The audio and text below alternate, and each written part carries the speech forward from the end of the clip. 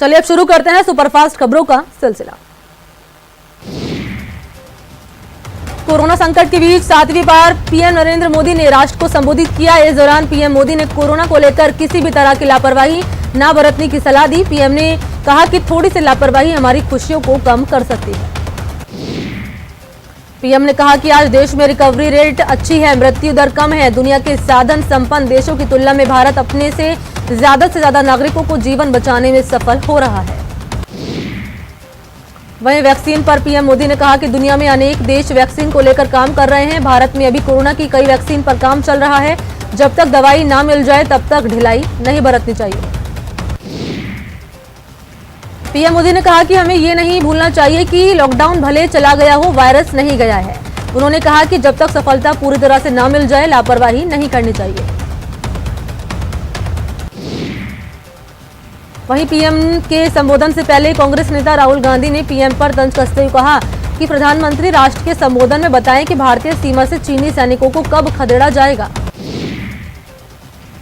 कांग्रेस के पूर्व अध्यक्ष और सांसद राहुल गांधी इन दिनों अपने संसदीय क्षेत्र वायनाड के दौरे पर हैं। मंगलवार को राहुल गांधी ने वायनाड में कोरोना संकट को लेकर बैठक की। वायनाड के कलेक्ट्रेट में राहुल गांधी ने अधिकारियों के साथ कोरोना पर मंथन किया और क्षेत्र के हालात को जाना। केंद्रीय मंत्री पीयूष गोयल ने पीएम मोदी के नेतृत्व की तारीफ की। उन्होंने कहा कि अप्रैल से अगस्त साल 2020 में 13% प्रत्यक्ष विदेशी निवेश बढ़ा है। वाणिज्य एवं उद्योग मंत्री पीयूष गोयल ने कहा कि पीएम नरेंद्र मोदी के नेतृत्व में भारत पूरे विश्व में प्रत्यक्ष विदेश निवेश के मामले में पसंदीदा स्थान है। गोयल ने अपने ट्वीट में पीएम मोदी के नेतृत्व की सराहना करते हुए बताया कि पिछले 6 सालों की अवधि के दौरान कुल प्रत्यक्ष विदेशी निवेश में 55% की बढ़ोतरी दर्ज की गई है। कोरोना काल के दौर में कर्मचारी भविष्य निधि संगठन ने कई नियमों में बदलाव किए। ईपीएफओ के तहत आने वाले कर्मचारियों की बीमा राशि 7 लाख रुपए तक कर दी गई है। उत्तर प्रदेश के सीएम योगी आदित्यनाथ भी बिहार के चुनावी दंगल में उतर गए। योगी ने बिहार में 3 रैलियां की, जिसमें उन्होंने केंद्र के काम की चर्चा की। उन्होंने कहा कि डबल इंजन की सरकार बेहतर काम कर रही है। बिहार की समस्याओं के लिए योगी ने आरजेडी कांग्रेस पर निशाना साधा। कांग्रेस नेता राज बब्बर ने बांका में चुनावी सभा की और महागठबंधन के उम्मीदवार को वोट देने की अपील की। इस दौरान मंच पर सांसद अखिलेश सिंह भी मौजूद रहे। जम्मू कश्मीर के पुलवामा में सुरक्षा बलों की आतंकियों से मुठभेड़ हो गई। मुठभेड़ में सुरक्षा बलों ने 2 आतंकियों को मार गिराया। मुठभेड़ पुलवामा जिले के हाकिरीपुरा की है। जम्मू कश्मीर में एक दिन के अंदर मुठभेड़ की दूसरी घटना है। पुलवामा से पहले शोपियां जिले के मेलहोरा इलाके में भी आतंकियों से मुठभेड़ हुई थी। शोपियां में भी 2 आतंकी मारे गए थे।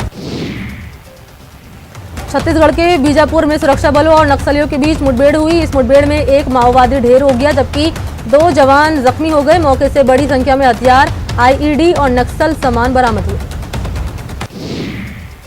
छत्तीसगढ़ की राजधानी रायपुर में रायपुर बिलासपुर हाईवे पर बने जर्जर धनेली पुल को ढहा दिया गया। पुल को ड्रिल ब्लास्ट की तकनीक से एक ही धमाके में उड़ा दिया गया। ये पुल क्षतिग्रस्त हो चुका था। अब नए सिरे से पुल को तैयार किया जाएगा। हाथरस केस में सीबीआई जांच जारी है। आज सीबीआई की टीम एक बार फिर मौका वारदात पर पहुंची। चश्मदीद विक्रम उर्फ छोटू भी सीबीआई टीम के साथ मौके पर मौजूद है। सीबीआई की टीम में महिला अफसर भी शामिल है।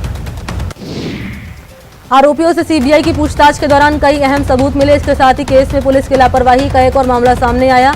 जेल में बंद 4 आरोपियों में से एक आरोपी की उम्र 18 साल से कम है।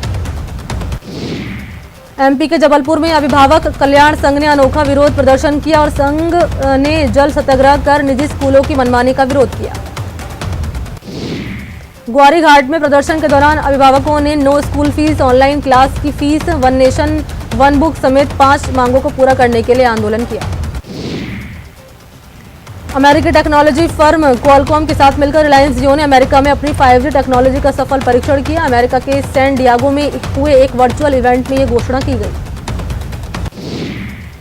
रिलायंस जियो के प्रेसिडेंट मैथ्यू मा ने क्वालकॉम इवेंट में कहा कि क्वालकॉम और रिलायंस की सब्सिडियरी कंपनी राजिडिस के साथ मिलकर हम 5G तकनीक पर काम कर रहे हैं ताकि भारत में इसे जल्द लॉन्च किया जा सके। आने वाले दिन में भारत यूजर्स 1 Gbps तक स्पीड का लुत्फ उठा पाएंगे। करीब 3 महीने पहले ही 15 जुलाई को रिलायंस इंडस्ट्री की आम सभा में मुकेश अंबानी ने 5G टेक्नोलॉजी की इजाद की घोषणा की थी। भारत में अभी तक 5G तकनीक की टेस्टिंग के लिए स्पेक्ट्रम उपलब्ध नहीं हो पाया है। अमेरिका में रिलायंस जियो की 5G तकनीक का सफल परीक्षण कर लिया गया है। तकनीक ने पूरी तरह से अपनी पैरामीटर पर अपनी बेहतरीन काम को साबित किया है। क्वालकॉम वरिष्ठ उपाध्यक्ष दुर्गा मल्लदी ने कहा कि हम जियो के साथ मिलकर कई तरह के सोल्यूशन तैयार कर रहे हैं। तो ब्रेक के बाद आपका स्वागत है। चलिए सुपरफास्ट खबरों के सिलसिले को आगे बढ़ाते हैं। पंजाब की तर्ज पर गहलोत सरकार कृषि कानून में संशोधन के लिए विधेयक लाएगी। सीएम अशोक गहलोत की अध्यक्षता में हुई मंत्रिपरिषद की बैठक में इस फैसले पर मुहर लगी। इस बैठक में केंद्रीय कृषि कानून के खिलाफ संशोधन विधेयक लाने के लिए जल्द विधानसभा सत्र बुलाने का फैसला लिया गया। ये विशेष सत्र नवंबर में बुलाया जा सकता है। पंजाब की तर्ज पर गहलोत सरकार ने कृषि कानून में संशोधन करने और एमएसपी स्टॉक लिमिट जारी रखने का फैसला किया। मंत्रिपरिषद की बैठक में केंद्र सरकार की ओर से किसानों से संबंधित विषयों पर बनाए गए 3 नए कानूनों से प्रदेश के किसानों पर पड़ने वाले प्रभावों पर भी चर्चा की गई। बैठक में ये भी माना गया कि नए कृषि कानून के लागू होने के बाद आवश्यक वस्तु अधिनियम के तहत सामान्य परिस्थितियों में कई कृषि जिन्सों के स्टॉक की अधिकतम सीमा हटने से कालाबाजारी बढ़ने, अनाधिकृत भंडारण, कीमतें बढ़ने की आशंका से इंकार नहीं कर सकते। बैठक में कोरोना संक्रमण और इससे निपटने के लिए प्रदेश सरकार के प्रबंधन पर भी चर्चा की गई और कोरोना के खिलाफ जन आंदोलन को 31 अक्टूबर से बढ़ाकर 30 नवंबर तक जारी रखने पर फैसला किया गया। सीकर के सांसद कार्यालय में सांसद सुमेधानंद सरस्वती ने पत्रकार वार्ता को संबोधित किया। इस दौरान सांसद सुमेधानंद सरस्वती ने राज्य सरकार पर जमकर हमला किया। प्रेस कॉन्फ्रेंस में प्रदेश सरकार पर निशाना साधते हुए सुमेधानंद सरस्वती ने कहा कि राज्य सरकार किसान कानून को लेकर किसानों को बरगलाने में लगी हुई है। आज प्रदेश के मरीजों की मुश्किलें बढ़ने वाली है। दरअसल आज सुबह 6 बजे से एम्बुलेंस सेवा ठप हो गई। हड़ताल राजस्थान एम्बुलेंस कर्मचारी यूनियन ने बुलाई है। अपने बच्चे को इंसाफ दिलाने के लिए एक परिवार पिछले 10 दिन से भूख हड़ताल पर है। इस आस में कि सरकार उसकी गुहार सुनेगी, उस दरिंदे पर कार्रवाई होगी जिसने उसकी बच्ची को बचपन से रौंदा है। पुलिस ने मदद नहीं मिली तो अब सरकार से कोई आस है। घटना जोधपुर के फलौदी की है, जहां चाकू थाना इलाके में एक माँ बाप पिछले 10 दिन से भूख हड़ताल पर हैं। इस परिवार का आरोप है कि इनके खेत में काम करने वाले एक शख्स ने इनकी बच्ची को अकेले देखकर उनके साथ बलात्कार की घटना को अंजाम दिया। इतना ही नहीं, इस दरिंदे ने धमकाया भी और अगले दिन एक और दोस्त को ले आया। फिर मनमानी की बात जब घरवालों तक पता चली तो पुलिस के पास पहुंची, लेकिन भरोसा के सिवा पुलिस से कुछ नहीं मिला। प्रदेश में अवैध बजरी के खिलाफ सरकार की ओर से 15 अक्टूबर से अभियान चलाया जा रहा है। इस अभियान में यहां पाली और उदयपुर को भी शामिल कर लिया गया है। नीट का गलत रिजल्ट जारी करने के आरोप को नेशनल टेस्टिंग एजेंसी ने गलत बताया। स्टूडेंट्स मृदुल रावत ने दावा किया था कि उसकी OMR शीट में 650 अंक हैं, जबकि मार्कशीट में उसको 329 अंक ही दिए गए हैं। इसके बाद उसने ये भी दावा किया था कि NTA ने आपत्ति के बाद उसके रिजल्ट में सुधार किया और उसे ST कैटेगरी का टॉपर बनाया। इस मामले में NTA ने अब कानूनी कार्रवाई करने की बात कही है। नेशनल टेस्टिंग एजेंसी के DG डॉक्टर विनीत जोशी ने बयान NTA ने पूरी जांच के बाद रिजल्ट जारी कर दिया। इसके बाद इसके लिए NTA के महानिदेशक ने सभी अभ्यर्थियों को आश्वस्त किया कि अन्य स्टूडेंट्स की शिकायतों पर विचार किया जाएगा। बीजेपी नगर निगम चुनाव सोशल मीडिया के माध्यम से लड़ेगी। इसको लेकर प्रत्याशियों को जीत का मंत्र दिया गया है। कल बीजेपी मुख्यालय में जयपुर हेरिटेज और जयपुर क्रिएटर की बैठक हुई। इस मीटिंग में बीजेपी प्रदेश अध्यक्ष सतीश पूनिया ने प्रत्याशियों को सोशल मीडिया के माध्यम से चुनाव लड़ने का मंत्र दिया। मौके पर पूनिया ने बागियों को सख्त संदेश देते हुए कहा कि पार्टी की अनुशासन समिति सक्रिय हो गई है। जो कार्यकर्ता और पदाधिकारी अनुशासनहीनता करेगा उसके खिलाफ कार्रवाई की जाएगी। इस अवसर पर जयपुर कांग्रेस के जिला महासचिव दिनेश शर्मा और जयपुर महिला कांग्रेस की जिला महासचिव नीरज गौतम अपने समर्थकों के साथ बीजेपी में शामिल हुए।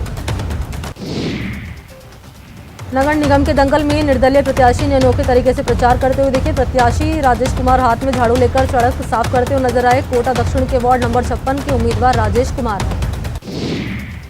MP में खरगोन के सनावद में मोबाइल दुकान पर चोरों ने हाथ साफ किया और ये बदमाश करीब 4 लाख से ज्यादा रुपए के 40 से ज्यादा मोबाइल लेकर चले गए। चोरी की पूरी वारदात CCTV में कैद हो गई। पुलिस CCTV के आधार पर युवकों की तलाश में जुटी है। एमपी के खंडवा के इंदौर इच्छापुर हाईवे पर चलती कार में आग लग गई। हालांकि हादसे में कार में सवार परिवार बाल बाल बच गया। अचानक आग लगने की घटना के बाद घर में बैठे परिवार ने तत्काल कार से कूदकर अपनी जान बचाई। कार में लगी आग की घटना के कारणों का पता नहीं चल पाया। एमपी में बालाघाट के परसवाड़ा में एक पेट्रोल पंप पर फ्यूल भरते समय अचानक एक कार में आग लग गई। पेट्रोल भरते समय कार में शॉर्ट सर्किट के चलते अचानक आग लग गई। पेट्रोल पंप पर मौजूद लोगों ने सूझबूझ दिखाई और कार को फौरन धकेलते हुए पेट्रोल पंप से कुछ दूरी पर ले जाकर खड़ा किया। कार जलकर खाक हो गई, लेकिन बड़ा हादसा टल गया। बीकानेर में बदमाश बेखौफ है। 24 घंटे में इन बदमाशों ने 3 फायरिंग की घटनाओं को अंजाम दिया और ताजा मामले में व्यवसायी जुगल राठी की गाड़ी को निशाना बनाया गया। व्यवसायी जुगल राठी की गाड़ी पर बदमाशों ने फायरिंग कर दी। सूचना पर नया शहर पुलिस मौके पर पहुंची और बदमाशों की तलाश शुरू की।